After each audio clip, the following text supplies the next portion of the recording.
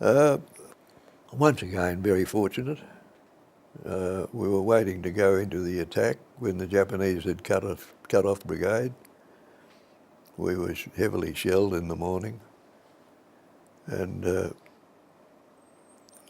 Dick Pelham Thorman was one of my men, and he and I shared a stump hole where it had rotted out.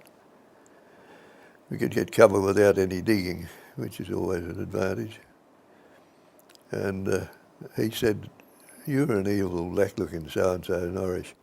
I had 5 or 6 days black beard, and I made it a rule in the section, as a counter to normal instructions, that for God's sake don't shave, because when I came back from a patrol, everybody had looked around at a tree at me, and a fresh shaven face was like a pink light bulb.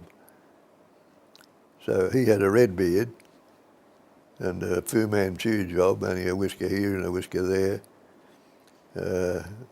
Incidentally, his father was the rector of Katanning, and his ambition was to follow his old man's steps into the church. But he said, "Have you got a mirror?" And I said, "Yes." He said, "Well, give us it." And I said, "No, it's in my haversack." He said, "Well, turn your back on me, you miserable sod, and I'll help myself." So I turned my back on him, and he fished around and got out this steel mirror, which was about 5 by 3 inches and as heavy as the blade of a stainless knife. And it had been in my haversack since we were getting rid of gear before crossing the track. Anything surplus was tossed out. Reg Newman, who was an I-section bloke, said, "Who wants this mirror? Keith, you can have it." So I didn't like to say no, tell him what to do with it. I stuck it in my haversack, and it came out at that time. Was the first time it had been out of the haversack. When George Wright, the company commander, called me as one of the section leaders to come down and get my instructions on what the score was, or orders,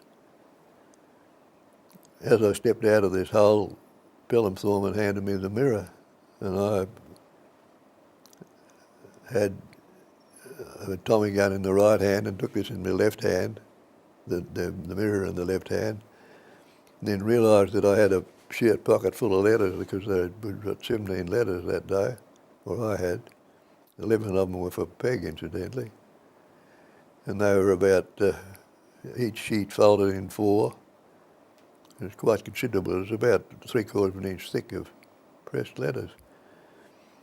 So I fiddled around and got and made enough room in the pocket to be able to stuff these letters in, the mirror in behind the letters.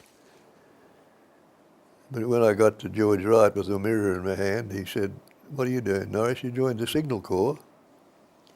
And I said, "What do you mean?" And he said, "The mirror." So undid the button and stuffed them in. Had a hell of a job doing the button up again. Within 20 minutes, half an hour of that time, I was shot at a range of about halfway between you and me with a light machine gun. A burst from 5, and all 5 hit the mirror, and it poked a hole in the chest and deflected the bullets, 4 of the bullets down through the front of the stomach into the stomach just above the waistline. Only in the flesh, they weren't in the stomach. And I couldn't believe it. It cartwheeled me back up the hill. I would